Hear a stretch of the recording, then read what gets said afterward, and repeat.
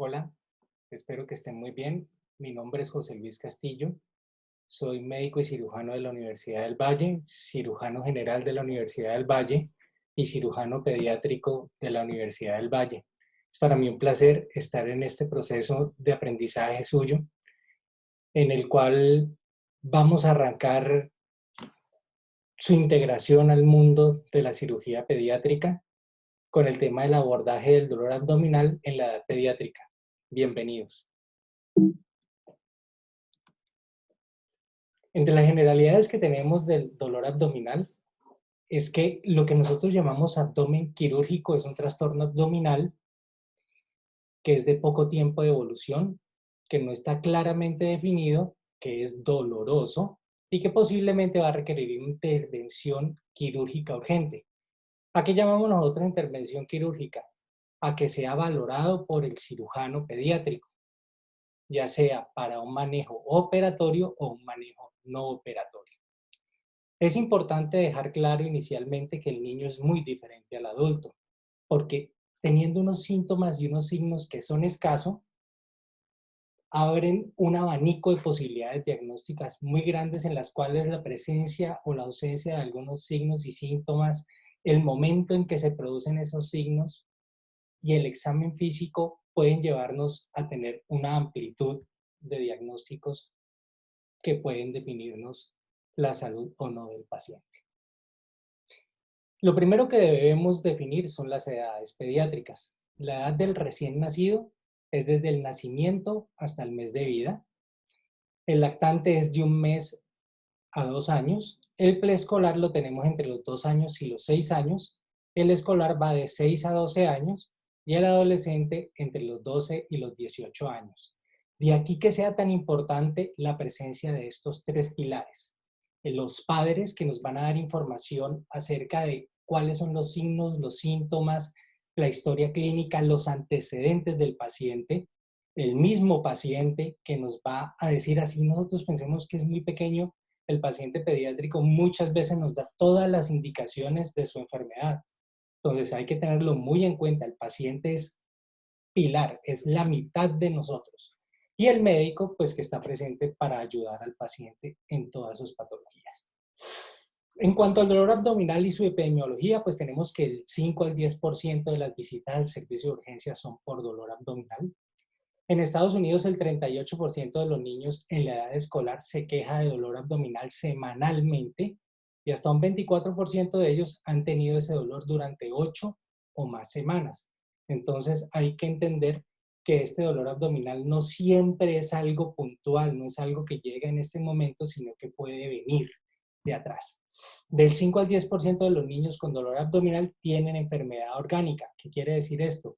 Que puede ser una enfermedad funcional, que puede ser una enfermedad eh, que sea dependiente más de otras cosas que no solamente sean parte orgánica muy localizada en el abdomen.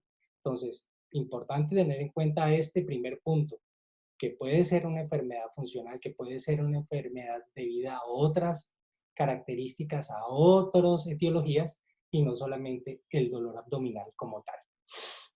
No hay que olvidar que el dolor abdominal puede ser secundario a un trauma abdominal y esta es una de las principales causas de muerte en el mundo.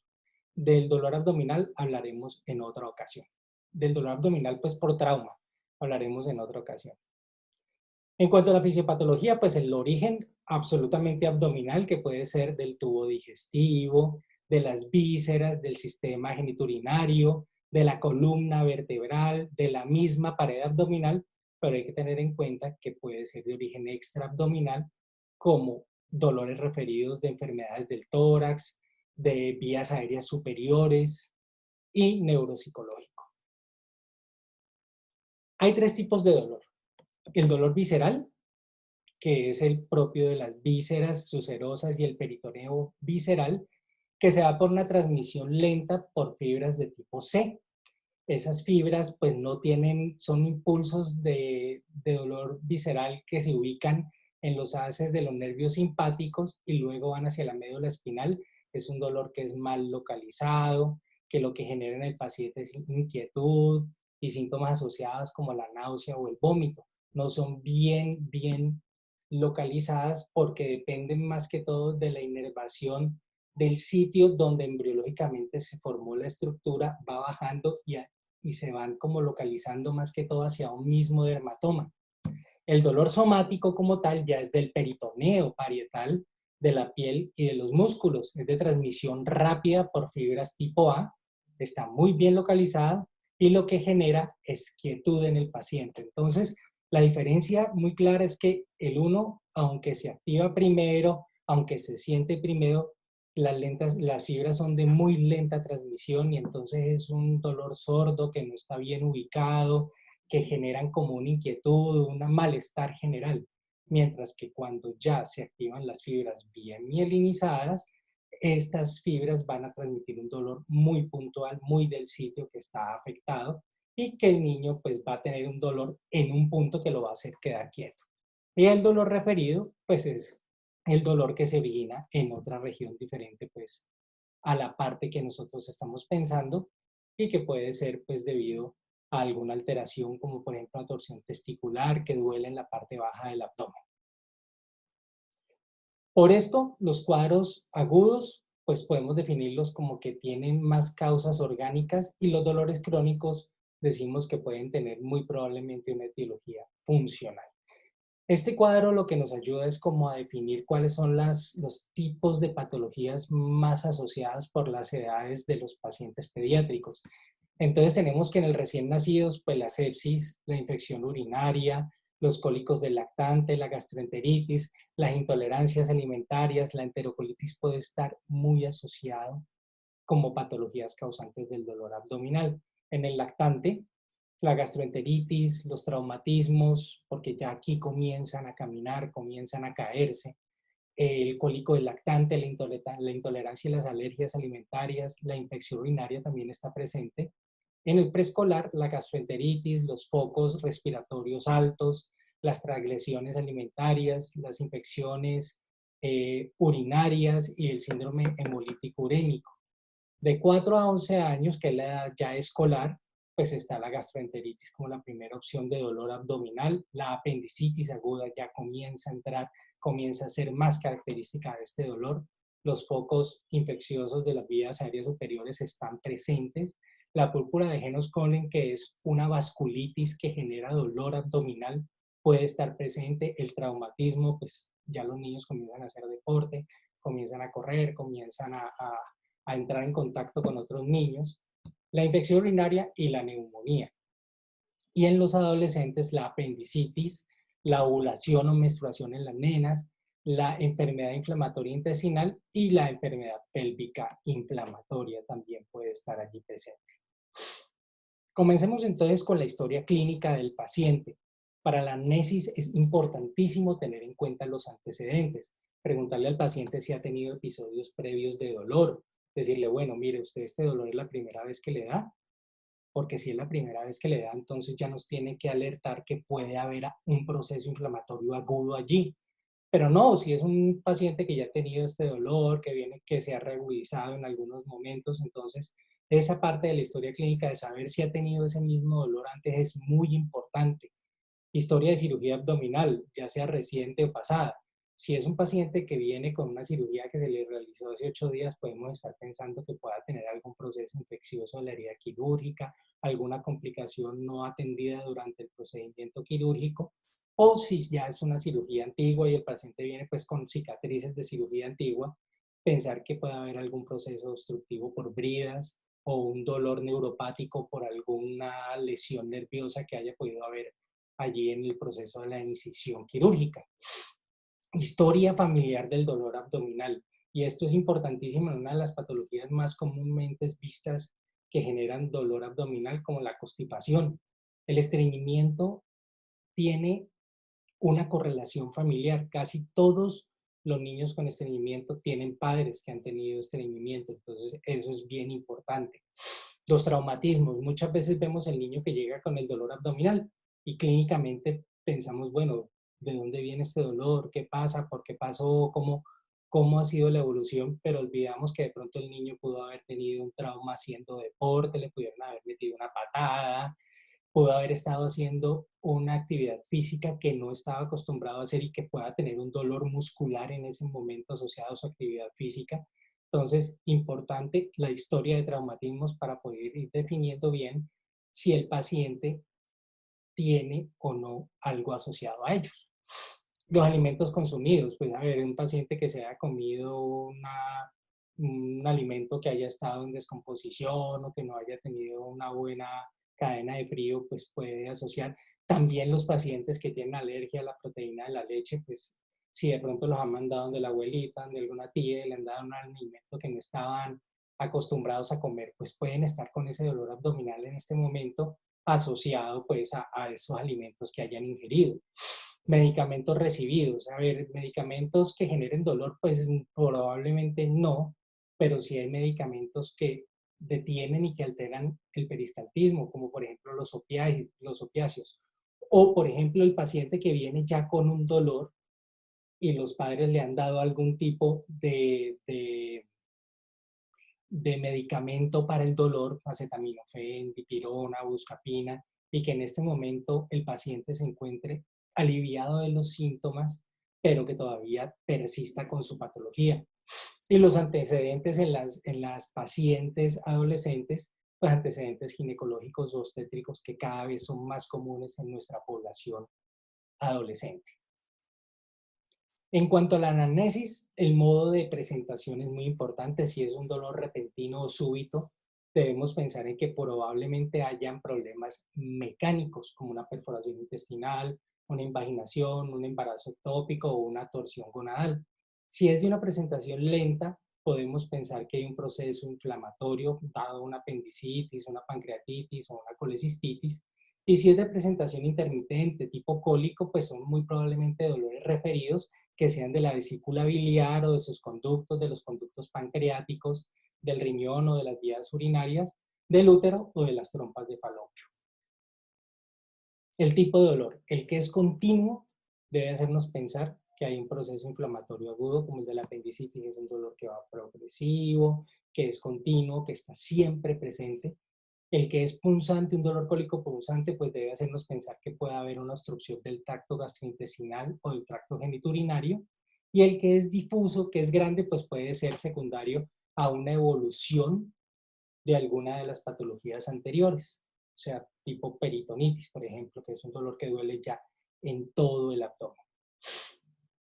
Para nosotros saber y para ubicarnos más o menos en qué patologías pueden estar asociadas, entonces tenemos el paciente, sabemos que el epigastrio tiene algunas alteraciones que pueden ser de la parte inicial del intestino, del estómago, del esófago, de la unión gastroesofágica, de la vesícula biliar, la región perumbilical del intestino medio. Entonces el paciente que tiene malrotación intestinal puede estar presentando un cólico que siempre es localizado pues ahí como en la región del mesogastrio. El paciente que tiene una apendicitis en un estadio inicial puede estar con un dolor que inicialmente es mesogástrico y que luego va a migrar, como ya lo habíamos dicho. Y el de la región pélvica, pues que puede ser asociado a alguna alteración de las vías urinarias o de la parte pues ginecológica. Nosotros dividimos el abdomen en 4 porciones y pues nos vamos ubicando más que todo hacia el lado de la parte superior derecha, pensando en patologías biliares, en la parte inferior derecha, que pueden ser patologías eh, tubováricas, testiculares o de torsión del ovario o apendicitis aguda. Y en la parte superior izquierda, inferior izquierda, pues probablemente estén más asociados a alteraciones de la motilidad colónica. Los síntomas asociados siempre van a estar presentes, puede haber vómito, entonces las características del vómito son bien importantes. Si es un vómito alimentario, si es un vómito por la misma maluquera, por el mismo dolor del paciente, o es una patología que genera un vómito constante, que genera una intolerancia absoluta a la vía oral, como cuando, por ejemplo, tenemos procesos obstructivos, dado el caso de una invaginación, dado el caso pues, de una malrotación intestinal. Las características de las deposiciones. Entonces, un paciente que tiene unas deposiciones muy espaciadas, con un hábito defecatorio de por lo menos una vez o 2 veces a la semana, asociados a un dolor crónico abdominal, con heces caprinas. Entonces ya vamos viendo que puede ir como más asociado a un estreñimiento crónico. El paciente que tiene unas deposiciones diarreicas, que son con moco, con sangre, podemos ir pensando que sea más que todo como de un proceso infeccioso. Los pacientes que se presentan ya con un sangrado, que sea mm, líquido, líquido, o que sea pues como con grumos, grumosa, como en los pacientes que están invaginados. Eh, es importante pues tener en cuenta cómo son las deposiciones de los pacientes. La anorexia, que está asociada a la mayoría de las patologías abdominales, la fiebre, que nos ayuda a ver si hay un proceso infeccioso o inflamatorio, los síntomas respiratorios. Nosotros siempre tratamos como de ubicarnos más hacia el área abdominal, pero olvidamos que algunas de las causas de ese dolor abdominal pueden ser de las vías respiratorias. Por ejemplo, el paciente que tenga una otitis, que tenga una amigdalitis, que tenga una sinusitis, puede presentarse con una adenitis, y la adenitis va hacia el área mesentérica y tengamos inflamación de los ganglios mesentéricos y eso nos genere dolor. Así como, por ejemplo, una neumonía basal derecha, pues duele en la parte derecha del abdomen y muchas veces podemos confundirlo con un proceso de las vías biliares, podemos confundirlo con una misma apendicitis. Entonces, hay que tener en cuenta que el paciente puede tener unas infecciones y unos síntomas respiratorios asociados que nos pueden ayudar hacer el diagnóstico diferencial. Síntomas urinarios, si el paciente tiene disuria, si tiene poliuria, si la orina está con un color, con un aspecto diferente, nos puede ayudar como a mirar si el paciente pues tiene algún proceso infeccioso urinario. Y los síntomas ginecológicos pues que están asociados a la enfermedad pélvica o al embarazo ectópico, ¿no? El examen físico en la parte general, para hacer una aproximación al paciente, es mejor siempre ganarse la confianza del paciente, jugar con el niño antes del examen, mostrarse tranquilo, mostrarse amigable, generar una buena empatía, una buena comunicación con el paciente. Muchos de nosotros utilizamos animales de peluche para mostrar cómo le vamos a hacer el examen físico. Entonces, mira, nosotros al oso le vamos a tocar la barriguita, mira que a él no le duele, él no llora, entonces no te vas a preocupar, que lo mismo te vamos a hacer a ti. Intentar realizar la mayor parte del examen físico en el regazo de los padres, o sea, si están con el papá, si son niños pequeños, pues tratar de no llevarlos a la camilla, acostarlos en una camilla fría, tocarlos con las manos frías, tirársela encima, pues que eso les genera a ellos muchísima angustia. Entonces, si están en los brazos del papá y se pueden acostar allí, si se pueden examinar, pues examinémoslos en los brazos de los padres, que no hay ningún problema y no nos va a afectar el examen físico, de hecho nos lo va a facilitar muchísimo. Y utilizar una distracción durante el examen físico. Los niños hoy en día pues son adictos al YouTube, entonces póngales Stacy, póngales muñequitos que a ellos les gusta, pregúntele a la mamá qué les gusta ver, el mismo reloj, muchas veces usted les puede mostrar muñequitos en el reloj, entonces distraerlos puede ayudar a que ellos estén relajados y que no pongan tanta resistencia al examen físico. Cuando usted ve al paciente, hace muy buena parte del examen físico. Entonces, lo primero, pues mirar que el paciente esté consciente es bastante importante. ¿Por qué? Pues un paciente que está inconsciente o que está pues en un estado comatoso nos lleva a pensar que un paciente que está muy grave, que tiene una alteración, una sepsis probablemente de origen abdominal. Observar al niño antes de ingresar a la habitación. Entonces, si usted ve al paciente que está sentadito esperando que usted lo atienda, en el momento en que usted sale a llamar al paciente, usted ve cómo se levanta el niño, cómo camina el niño, dónde se toca el niño. Si es un paciente que se levante de una vez se toca el abdomen, ese movimiento le generó un dolor, vamos mirando por ahí que hay patologías que están muy localizadas. En cambio, si el paciente viene por un dolor y de un momento a otro salta y se tira encima de la camilla relajado, pues entonces, a ver, esto es un proceso probablemente no inflamatorio, se pueda deber a algún otro síntoma o alguna otra característica más funcional o de otro origen diferente a la cavidad abdominal. Siempre, siempre tener en cuenta los signos vitales, entonces cómo está la temperatura del paciente, cómo está la piel del paciente, si está pálido, si está sudoroso, si está frío, si está taquicárdico, si está taquipnéico, si está hipoxémico. Todo eso nos lleva a hacer un análisis completo del paciente. Observarlo, observar el abdomen, si está distendido, si tiene cicatrices de cirugías previas, ya sean recientes o antiguas, nos ayudan a mirar si puede estar esto asociado, mirar si el paciente se le nota alguna masa en el abdomen, si tiene peristaltismo visible, por ejemplo, en los procesos obstructivos, o si tiene hematomas. Entonces, pues un paciente que viene con unos signos de una laceración o de una escoriación en abdomen, pues pensamos que el dolor abdominal podría estar asociado a algún tipo de traumatismo. Auscultar los ruidos, si están aumentados, si son intermitentes o si están ausentes, nos pueden ayudar a ubicar algunos procesos infecciosos o de causa pues, de dolor abdominal. A la palpación, fundamental iniciar desde la periferia. O sea, si el niño le dice, a mí me duele aquí en la fosa ilíaca derecha, pues entonces usted no llegue a tocarle inmediatamente la fosa ilíaca derecha, porque pues le va a generar dolor, se va a poner a llorar y hasta ahí le llegó el examen físico. Entonces comience, vení, ¿dónde te duele más? Ah, bueno, ahí listo, entonces vení, te voy a tocar donde no te duele y me dices cómo te sientes. Entonces comienza uno a tocar, a hacer el examen físico desde la periferia hasta el sitio que le duele. Una buena herramienta es hacer que el niño, cuando está acostado, doble las rodillitas y eso va a hacer que los músculos se relajen. Y eso pues va a ayudarnos a que nos haga a tener un examen físico adecuado.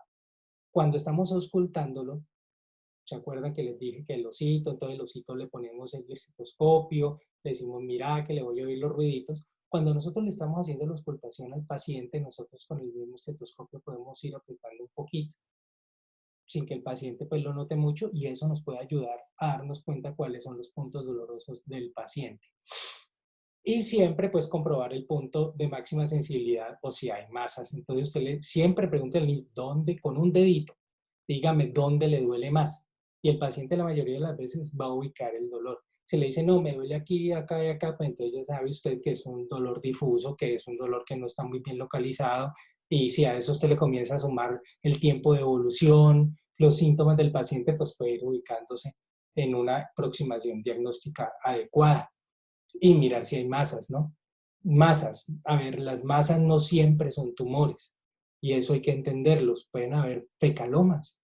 Paciente que tiene una historia clínica de estreñimiento, nosotros vamos a sentirle masas que van a estar localizadas en todo el marco cólico o en alguna parte del marco cólico o más que todo y casi siempre en el cuadrante inferior izquierdo. Entonces usted va a sentir una masa ahí que se mueve, que no está adherida a planos profundos, que es maleable, como si fuera plastilina, pues entonces ahí ya usted va a ir pensando en que de pronto el paciente, esa masa puede ser un estreñimiento. Ya si la masa pues es una masa adherida, una masa grande, que ha tenido un crecimiento progresivo, que se ha asociado a algunos otros síntomas, pues ya comienza usted a pensar que de pronto pueda estar sucediendo otra cosa allí.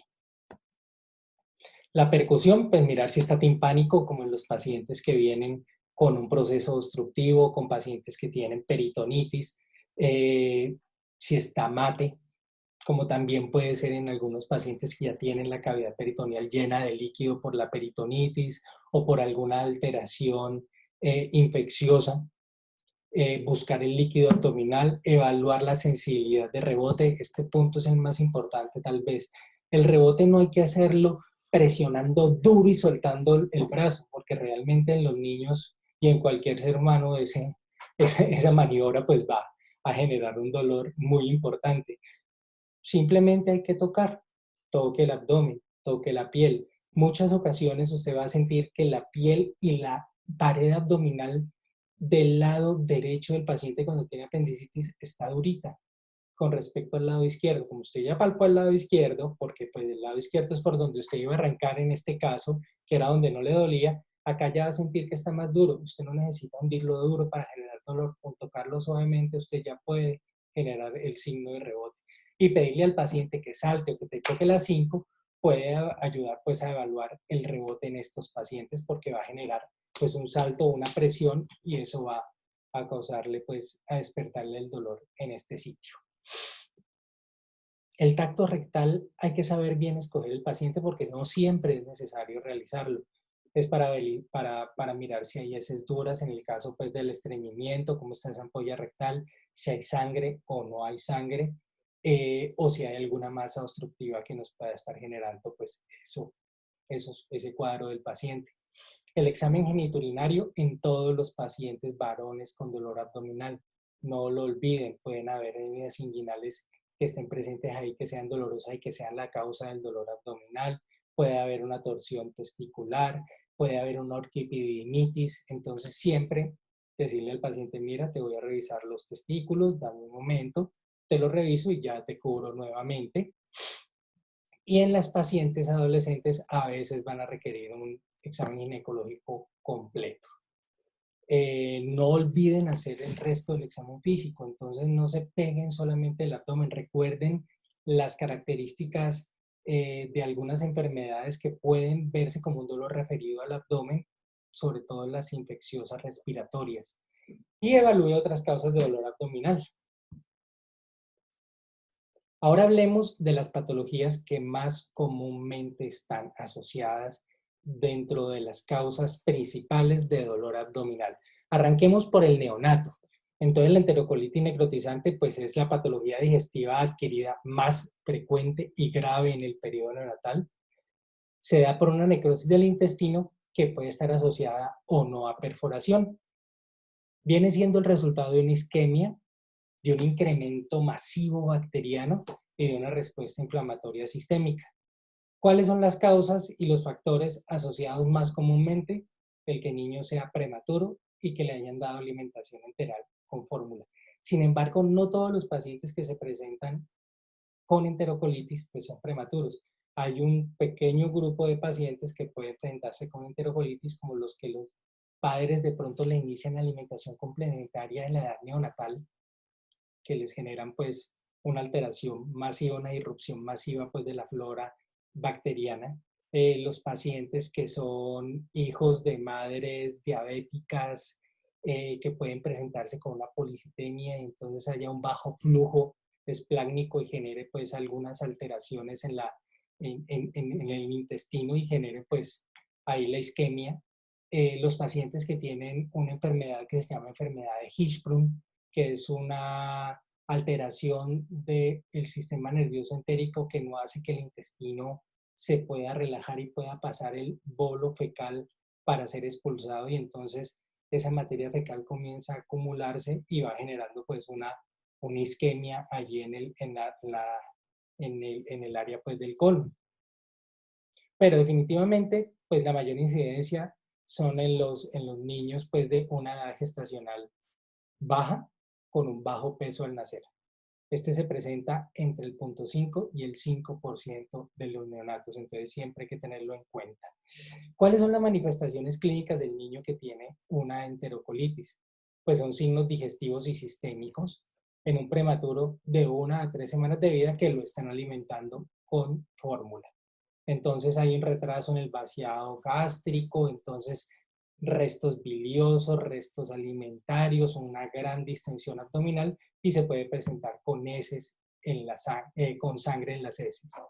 Hay signos sistémicos como un aspecto séptico, un paciente puede presentar apneas, hay alteraciones hemodinámicas bien marcadas precisamente por esa distensión abdominal y por ese bajo flujo esplácnico que está generando una isquemia a nivel abdominal.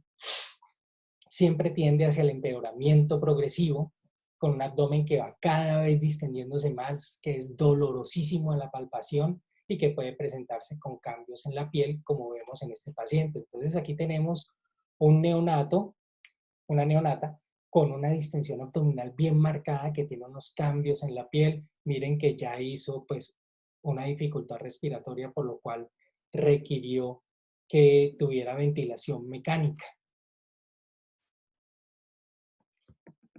Como cuestión de cultura general, les muestro la clasificación de la enterocolitis, que va pues en 3 puntos, pero lo más importante es que puede ir desde signos sistémicos leves hasta signos como la peritonitis, y alteraciones pues como la acidosis metabólica, respiración, respiratoria, leucopenia, neutropenia y otros tipos de alteraciones.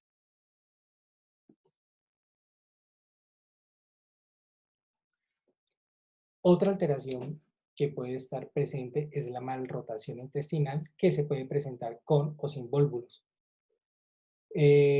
Para hablar de esto, entonces hablemos un poquito de la embriología.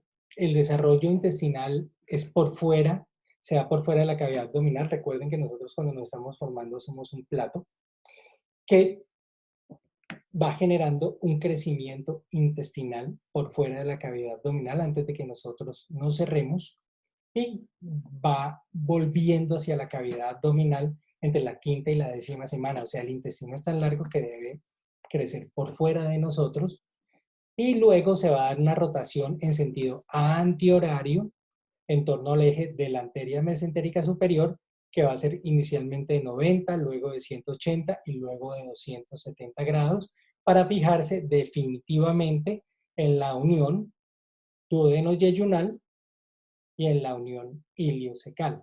Entonces, esos son los puntos en los cuales se va a adherir el intestino medio a la cavidad abdominal y miren que vamos a tener un meso muy adecuado y de muy buen tamaño.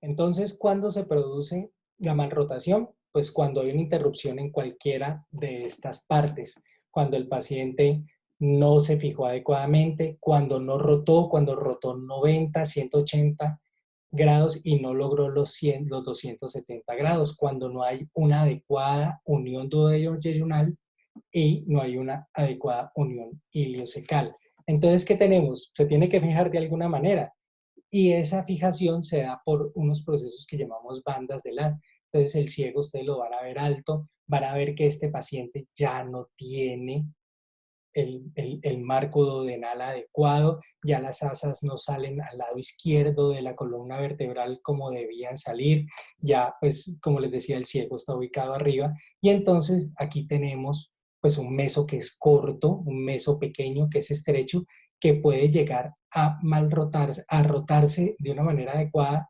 inadecuada, formando pues un volvulus. Y aquí lo tenemos. Entonces tenemos un meso pequeño que no está bien fijado, tenemos un intestino libre. En cualquier momento el mismo perisaltismo nos puede llevar a que haya un giro de ese meso y mire, pues se da un proceso obstructivo al cual nosotros llamamos volvulus. El paciente puede permanecer asintomático toda la vida teniendo una malrotación intestinal, no hay ningún problema. 25% puede ser diagnosticado luego de los 5 años, pero el 60% se presentan en el primer mes de vida.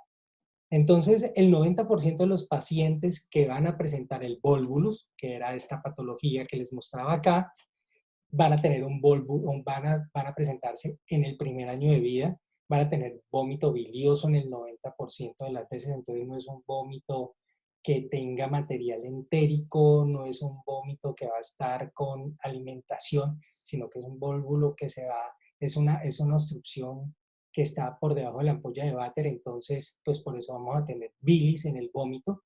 El paciente va a estar irritable, va a estar con dolor, va a estar con distensión y se puede presentar hematoquesia precisamente por la misma isquemia intestinal. En el 22% de los escolares y en el 12% de los adultos la malrotación intestinal se va a presentar directamente con el volvulus. Entonces, usted puede permanecer asintomático toda la vida y en algún momento llegar y presentar un volvulus de la nada. Entonces, puede suceder esto, pero en muchas ocasiones estos pacientes habían venido con un dolor crónico, habían consultado, decían, mire, yo tengo un dolor que es como que va, como que viene, como que es un cólico. Entonces, ese cólico en salvas que en algunas ocasiones se pueda asociar a una emesis biliosa, nos deben hacer pensar en un volvulus. Definitivamente, y enfoquémonos en que la mayoría de estos pacientes van a estar en el primer mes de vida y que son pacientes irritables que están con un vómito y pues, con una emesis biliosa. Hablemos ahora de la invaginación. La invaginación es un proceso en el cual el intestino entra dentro de sí mismo. Usualmente involucra el intestino delgado dentro del grueso. Entonces tenemos un intestino que es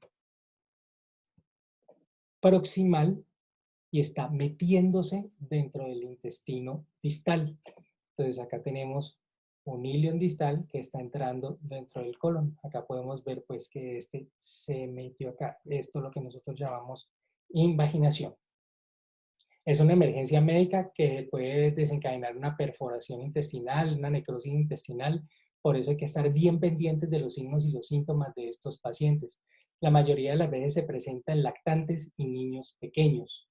Es una enfermedad principalmente de infantes y gateadores, aunque puede ocurrir pues en cualquier edad de la vida.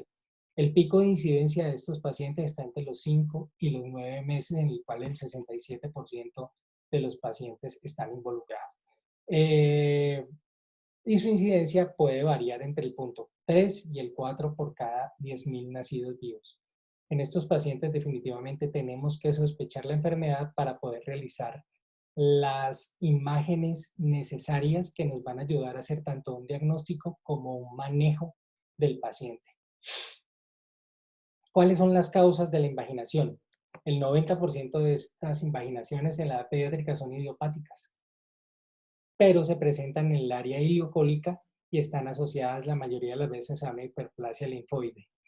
En los países que hay estaciones, el pico de incidencia es en primavera y otoño, precedidas de una infección viral. En nuestro medio es posterior a las épocas de lluvia, y los virus que están más asociados pues son rotavirus, adenovirus y el virus herpes tipo 6.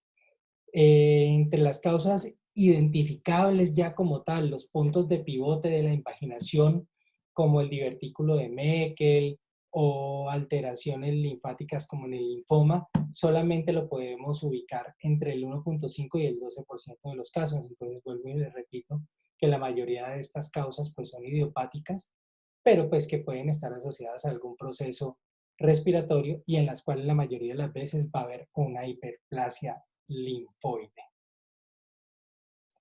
En cuanto a la fisiopatología, pues el intususcepto o el intestino proximal que se va a meter dentro del distal es propagado en el intestino comprimiendo los vasos sanguíneos. Esta compresión pues va a causar una congestión venosa y un edema de la pared que pues nos va a llevar a que haya una obstrucción, a que haya un aporte arterial bajo que va a generar pues un infarto intestinal y una necrosis si no lo tenemos en cuenta rápidamente.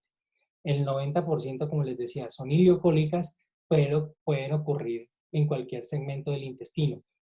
¿Qué debemos tener claro en este momento? Que la mayoría de las que no son ileocólicas son debidas a alguna otra etiología, divertículo de Meckel o algún tumor o alguna otra alteración. La mayoría son ileocólicas, pero pueden haber en otros sitios del intestino. ¿Qué paciente tenemos? Pues un niño de corta edad con una historia reciente de enfermedad viral que se presenta en este momento de una forma aguda con diarrea, con vómito, con irritabilidad y que tienen una distensión abdominal bien marcada. Siempre se ha hablado de una triada y esa triada pues es el dolor cólico que es brusco, aparición rápida, con unas heces de color rojo como mermelada que los gringos han llamado jalea de grosellas y una masa palpable en el lado superior derecho del abdomen. Pero esta triada solamente se presenta del 7.5 al 40% de los pacientes, entonces no siempre esperemos la jalea de grosella para pensar en que el paciente está invaginado. Con que tengamos un paciente que está irritable, que tiene dolor abdominal y que tiene signos obstructivos, debemos comenzar a pensar que ese paciente puede estar invaginado, y más si es pues un niño de corta edad. El 20% pueden permanecer asintomáticos en la fase inicial, pero al producirse ese edema, pues van a presentar un proceso obstructivo muy probablemente. El síntoma cardinal es el dolor abdominal asociado a emesis biliosa por el proceso obstructivo que se pueda estar presentando en el paciente. Al examen físico, este paciente pues va a estar normal entre los episodios de cólico y puede palparse la cabeza de invaginación, o sea, la masa en la parte superior del hemiabdomen derecho, Cuando ya el cuadro clínico ha progresado, la palpación abdominal ya es dolorosa, con signos de irritación peritoneal, hay una distensión abdominal bien marcada. En ocasiones, cuando nosotros vemos a estos pacientes y les hacemos un tacto rectal, se puede llegar a palpar parte del intestino invaginado que pueda estar protruyendo a través del ano. Entonces, en estos pacientes estaría indicado hacer un tacto rectal para mirar si hay sangrado y para mirar si podemos palpar allí el área pues, del intestino que está invaginado. Hablemos entonces ahora de las hernias inguinales como causa de dolor abdominal.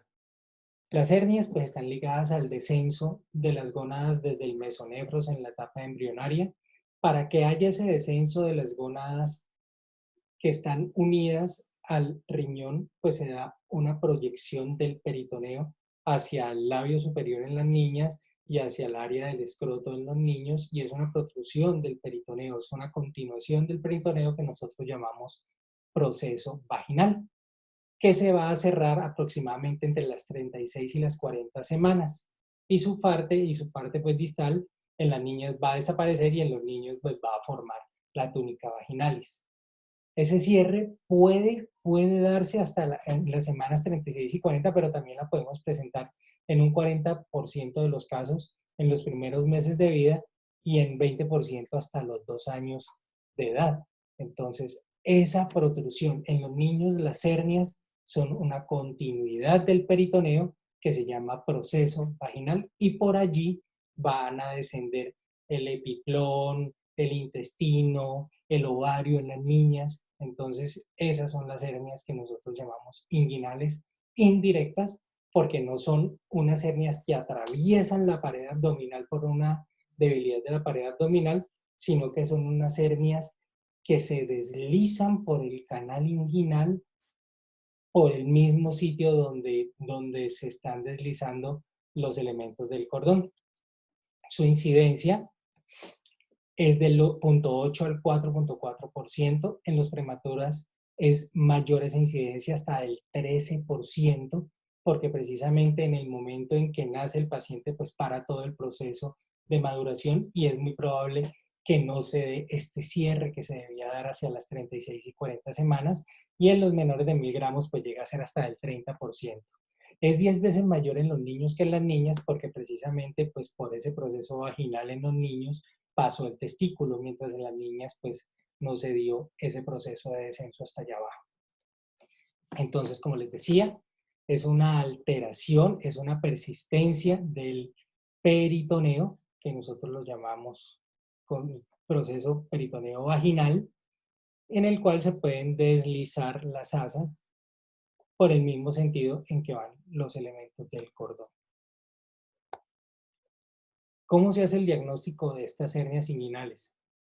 Los papás siempre van a llegar y les van a decir a ustedes, no, mire, lo que pasa es que el niño llora y le sale un bulto en el área inguinal. Esa parte de la historia clínica en que los padres le dicen a usted que el niño ha tenido un bulto que protruye por el área inguinal, tiene una especificidad y una sensibilidad para hernia inguinal de hasta el 85%. Entonces es bien importante preguntarle a los papás, creerle a los papás que el niño sí ha tenido una protrusión de una masa por allí. Sin embargo, usted siempre debe hacer un examen físico, no casarse solamente con lo que dicen los papás, porque en ocasiones puede ser que el niño tenga una adenopatía, o puede ser que el niño tenga una masa, o puede ser que el niño no tenga una hernia inguinal, sino una hernia femoral que se da en muy pocas ocasiones. Entonces, al examen físico siempre hay que tratar de buscar esa hernia, mirar si el niño la puede hacer, la puede sacar con su misma presión, o ayudarle a que haga algunos movimientos de Valsalva que les van a ayudar a ustedes a que esa hernia protruya. Entonces tenemos un niño recién nacido. En el niño recién nacido nosotros le vamos a colocar los hombritos contra la camilla. Eso va a generarle una Valsalva refleja y nos va a ayudar pues a ver que hay esa protrusión de la hernia. Los niños que están más grandes, usted los puede tener al frente suyo, paraditos, y hacerle cosquillas. Esas cosquillas van a ayudarles pues a que haya una valsalva y que protruya la hernia. Y en los niños que son más grandes, en los que usted de pronto dice, no, pues no le hago cosquillas, entonces usted simplemente le dice que se tome una mano contra la otra y la separe lo más fuerte que pueda. Eso ayuda a que haya pues una valsalva adecuada. Hablemos del signo de guante de seda. El signo de guante de seda es una palpación que nosotros hacemos medial y lateral en el área del canal inguinal. Ahí que lo que vamos a sentir que las dos hojas de peritoneo con el líquido que hay adentro se deslizan. Entonces vamos a sentir como si tuviéramos dos plásticos con líquido entre ellos que se va deslizando. Ese signo de deslizamiento, que sintamos como que hay algo líquido allí entre dos capas, es el signo de guante de seda en el área inguinal, que tiene una sensibilidad del 91% para la persistencia del conducto peritoneo vaginal y una especificidad del 97%. ¿Por qué digo que para la presencia del conducto peritoneo vaginal y no para la hernia? Porque es que no, para que haya hernia tiene que haber un conducto peritoneo vaginal persistente presente, pero no siempre esa presencia de ese conducto peritoneo vaginal va a estar asociada a hernia. Entonces, eso es importante que se tenga en cuenta. Hablemos de las hernias encarceladas. La incidencia es del 6 al 18%. Puede, el primer síntoma es el llanto brusco con irritabilidad, rechazo a la dieta, viene con vómitos y pueden llegar estos vómitos a ser biliosos. El diagnóstico se realiza en la mayoría de los casos por la exploración física, por la historia clínica. Entonces los papás le van a decir, no, es que el niño vea siempre que él llora tiene una masa que se le sale, pero esta vez se le salió esa masa y esa masa no volvió a metérsele. Entonces tenemos un niño con una hernia inguinal que está encarcelada.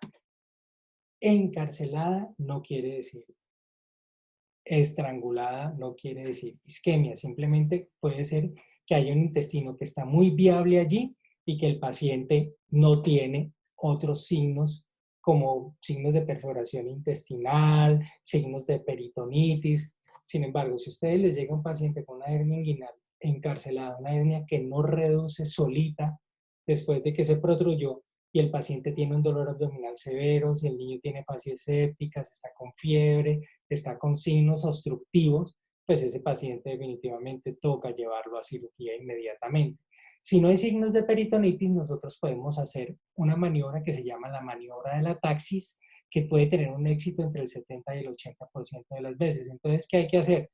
Tomar el testículo, como muestra aquí esta imagen, jalarlo hacia la rodillita del mismo lado y mientras lo vamos jalando, vamos haciendo una presión en el área inguinal para tratar de reducir esa hernia inguinal.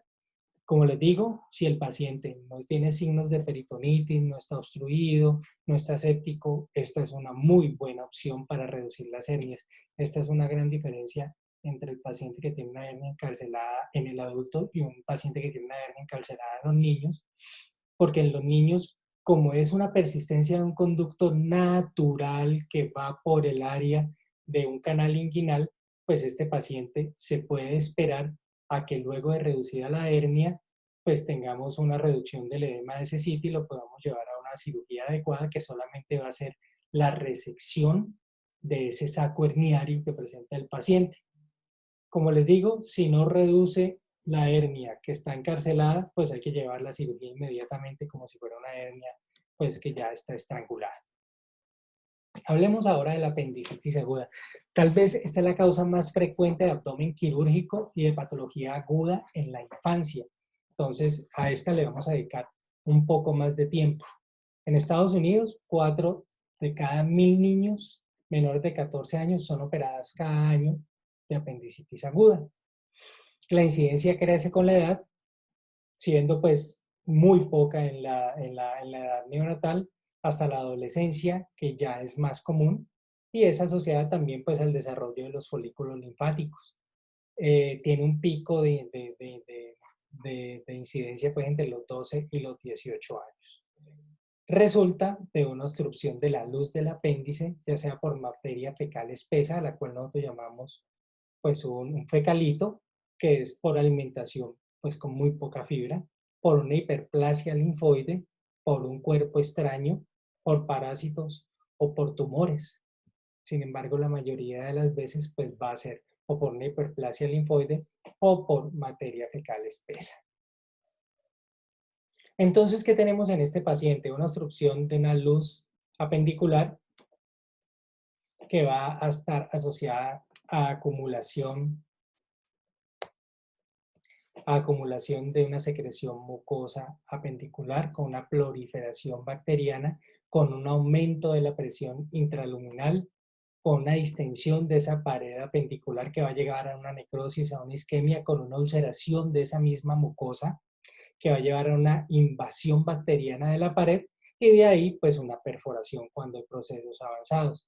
La perforación se puede ubicar si el paciente tiene un buen aumento que llegue y encapsule esa apendicitis produciendo un plastrón y si pues no lo tiene, la peritonitis como ocurre en la mayoría de los pacientes en una evolución de la apendicitis aguda. Entonces tenemos varias fases de la apendicitis aguda. La, esta es una normal, tenemos aquí la congestiva, tenemos la flegmonosa o supurada en la cual pues ya hay membranas de fibrina, tenemos la apendicitis que es gangrenosa, en la cual ya hay una isquemia y hay microscópica, hay perforaciones microscópicas, y la perforada claramente, pues que esta estuvo así, ya se perforó, y pues tenemos una peritonitis.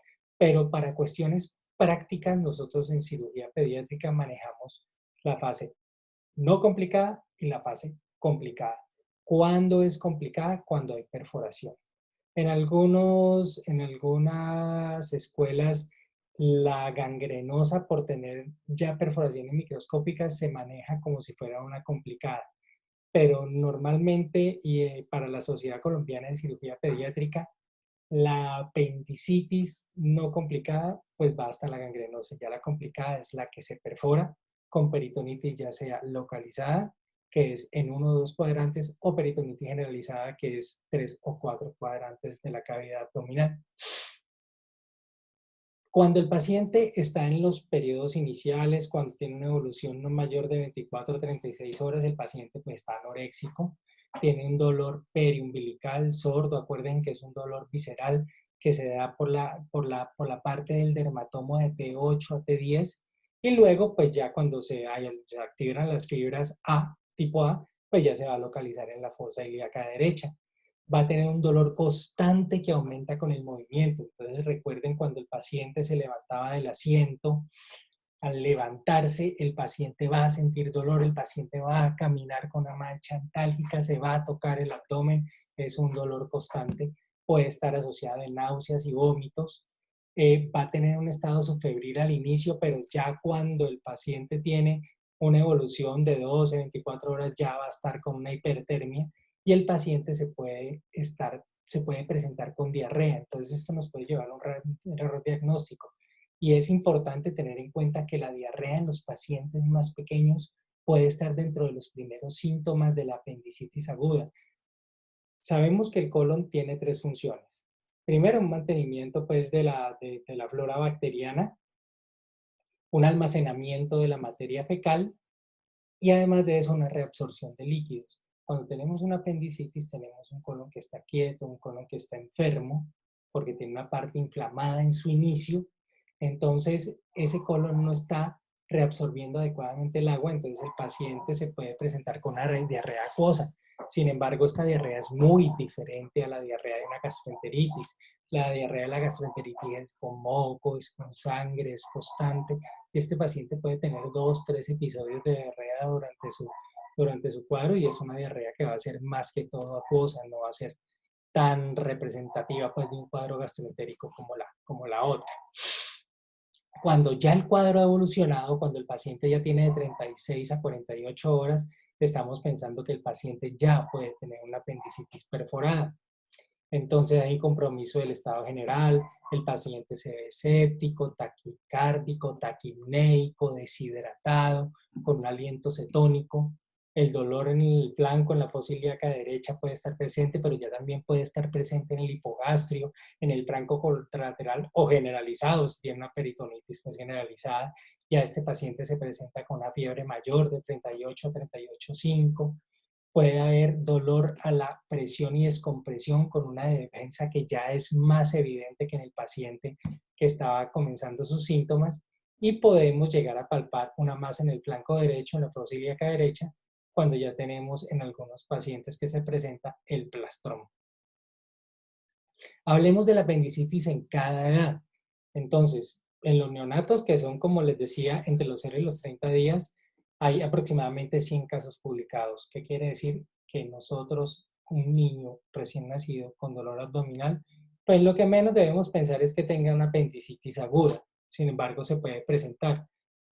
Y es tan poco frecuente que la mayoría de los diagnósticos, del 80%, ya se realizan en autopsias pues, de pacientes que han tenido unas peritonitis generalizadas.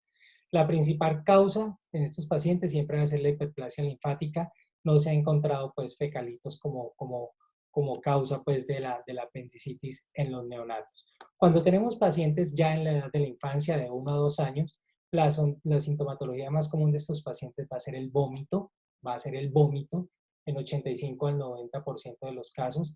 El dolor va a estar presente en el 77%, van a tener diarrea, como les decía, van a tener fiebre, van a estar irritables y algo que nos puede confundir es que el paciente puede estar con rinitis, puede estar con un resfriado y llevarnos a un error diagnóstico en estos pacientes.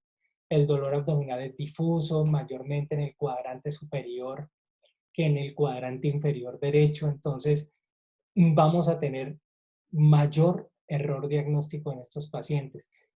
Sin embargo, por fortuna, estos pacientes son una pequeña fracción de los que se nos presentan con apendicitis aguda y tienen patologías que son pues más como en esta edad. Entonces, usted antes de pensar en una apendicitis aguda en un niño de 1 mes a 2 años, pues va a pensar más en una invaginación. Entonces, nunca olviden que pueda estar presente, pero pues no es como la patología principal de esta edad. En estos casos, en estos pacientes sí se presentan más apendicitis perforadas en el momento del diagnóstico, porque precisamente nosotros los médicos nunca pensamos que pueda ser una apendicitis, una diarrea en este paciente o un dolor abdominal en este paciente. Pero ¿por qué se da más la peritonitis en estos pacientes? Pues porque tienen un epiplón que está menos desarrollado y porque pues nosotros tenemos ese error diagnóstico en el momento de la presentación del dolor abdominal. En la edad preescolar, que es de los 2 a los 5 años, es un poco más fácil de identificar. Corresponde al 2 al 5% de los casos de apendicitis, o sea, también es poco frecuente en esta edad. El dolor abdominal es el dato de partida en estos pacientes. Puede haber vómito, puede haber fiebre, puede haber anorexia. Y el dolor ya en el cuadrante inferior derecho es más característico y está presente en casi todos los pacientes. No se olviden, pueden presentarse con diarrea y podemos confundirnos. Entonces, siempre que tengamos un paciente con un cuadro que nosotros sospechamos que es un cuadro viral gastroentérico, examinemos el abdomen, toquemos el abdomen, miremos si hay sitios más dolorosos que otros, porque en estos pacientes un signo confusor puede ser la diarrea. En esos pacientes además también se puede presentar el vómito primero por todos esos síntomas, pues como el dolor visceral asociados y posteriormente ya el dolor más localizado. En la edad escolar, que es de los 6 a 12 años, pues la ubicación y la sintomatología ya son específicas. El dolor en cuadrante inferior derecho está en 2/3 de los pacientes. El dolor se incrementa con los movimientos hasta en el 75% y es constante en la mayoría de los pacientes. Un dolor que siempre está allí. Puede estar asociada a emesis, fiebre y aumento del peristaltismo. Lo que sí es característico en todos los pacientes es que el peristaltismo puede estar normal o aumentado y puede estar aumentado hasta en el 93% de los casos. El rebote va a estar hasta en el 90% de los pacientes. Los signos que van a aprender ustedes de apendicitis como el psoas, el obturador y los otros, pues en las edades pediátricas no es que no tengan ninguna sensibilidad, pero es que son menos sensibles que en la edad adulta. La perforación generalmente ocurre entre las 36 y las 48 horas de evolución, 7% cuando los síntomas están en los menos de 24 horas, 38% cuando están en menos de las 48 y casi el 100% cuando los síntomas pues, ya llevan más de 48 horas de evolución. Entonces hay que tener, y les recuerdo siempre que el error diagnóstico en los menores de 2 años, pues casi siempre va a ser hasta el 100% y va disminuyendo hasta los 12 años cuando ya puede llegar a ser del 30 al 50%. Nosotros diseñamos, pues nosotros me refiero a los cirujanos pediátricos, varias escalas que nos ayudan en los síntomas de la apendicitis aguda. Está la escala de Alvarado y está el PAS. la que más utilicemos es el PAS. Entonces nosotros tenemos varias variables sintomáticas que son importantes como la migración del dolor, al cual le damos una puntuación de 1, la anorexia, otro punto, náuseas y vómitos, otro punto, la sensibilidad en la fosa ilíaca derecha y el signo de redote positivo tienen 2 puntos cada uno. La fiebre mayor de 38 grados tiene un punto, la leucocitosis mayor de 10.000 tiene otro punto y el diferencial de neutrófilos mayor al 75% tiene otro punto. Entonces nosotros tenemos una aproximación diagnóstica a la apendicitis dependiendo de cómo tengamos y esta es una herramienta adecuada. Entonces, si tenemos una escala de PAS de 1 a 3, pues es poca la posibilidad de que tenga una apendicitis aguda, teniendo en cuenta pues que la sensibilidad fosílica ya nos daba un 2. O sea que si el paciente tiene una sensibilidad fosílica, una sensibilidad en la fosílica y tiene una migración del dolor, pues ya tenemos 3, entonces ya lo estamos sospechando. El paciente que tiene un PAS entre 3 y 6, 3 y 8, ese paciente pues ya tenemos una duda diagnóstica y tenemos que mirar si el paciente y hay que hacerle un buen examen físico o ayudarnos de algunos métodos de ayudas diagnósticas. Y si el paciente ya tiene una escala de PAS pues mayor de 8, tenemos que estar ya con la primera opción, una apendicitis aguda. Pero no olvidemos algo, esta es una herramienta y como herramienta puede que no sea totalmente diagnóstica, es una ayuda. Entonces, una neumonía basal derecha puede tener un PAS de 8 y es una neumonía basal derecha. ¿Por qué? Porque tenemos una migración del dolor, tenemos un paciente anoréxico, tenemos un paciente que pueda presentarse o no con náusea y vómito, puede que tenga signo de rebote, porque nosotros al apretar la cavidad abdominal, al aumentar la presión intraabdominal, pues vamos a desplazar el diafragma y eso va a generar dolor. Puede presentarse obviamente con leucocitosis, con fiebre. Entonces, entendamos esto, es una herramienta diagnóstica, pero no es el diagnóstico de la apendicitis. Bueno, eso es lo que yo les quería mostrar a ustedes como un abordaje inicial del dolor abdominal. Obviamente la parte del tratamiento, de las ayudas diagnósticas, de paraclínicos, pues la vamos a ver en otra ocasión. Y en otra ocasión también hablaremos del trauma abdominal pediátrico. Bueno, con ustedes, pues fui José Luis Castillo.